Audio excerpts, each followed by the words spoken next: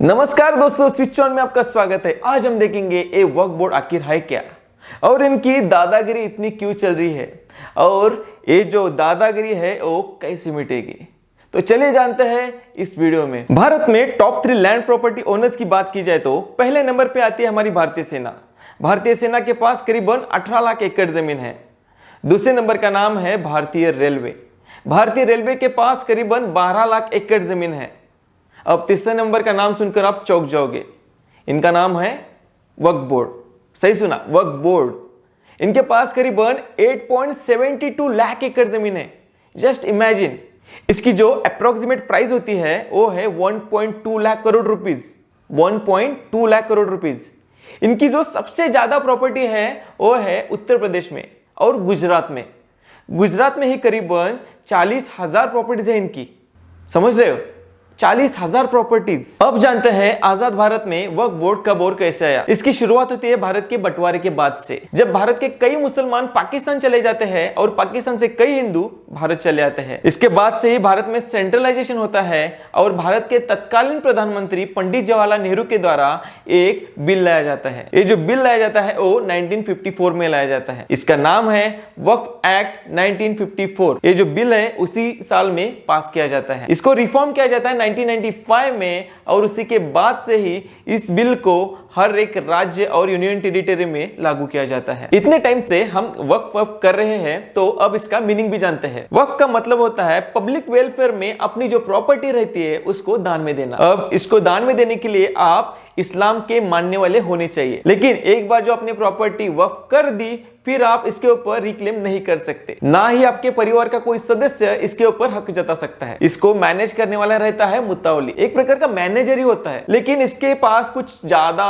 हक नहीं रहते। जैसे कि इस प्रॉपर्टी को बेच नहीं सकता, ना ही किसी से खरीदी कर सकता है, ना ही किसी को इसको रेंट पे दे सकता है। फिर इस प्रॉपर्टी का आखिर करते क्या है लोग? एक्चुअली इस प्रॉपर्टी को पब्लिक वेलफेयर में यूज करना रहता है, जैसे कि हॉस्पिटल बनवाना, मदरसे बनवाना, ऐसे कामों के लिए इस प्रॉपर्टी का यूज होता है। अब समझते हैं आपकी प्रॉपर्टी वक्फ बोर्ड कैसे हड़पता है। अरे सॉरी, आपकी प्रॉपर्टी अपने नाम के ऊपर कैसे करवाती है। समझ लीजिए आपके पास एक प्रॉपर्टी है, उसके ऊपर क्लेम करेंगे वक्फ बोर्ड वाले। एक बार जो वक्फ बोर्ड ने क्लेम कर दिया फिर आप उसको कोर्ट में लेके नहीं जा सकते। आपको लेके जाना पड़ेगा वक्फ बोर्ड के पास। जज किसका रहेगा? वक्फ बोर्ड का। केस किसकी रहेगी? आपकी। सुनवाई किस तरफ होगी?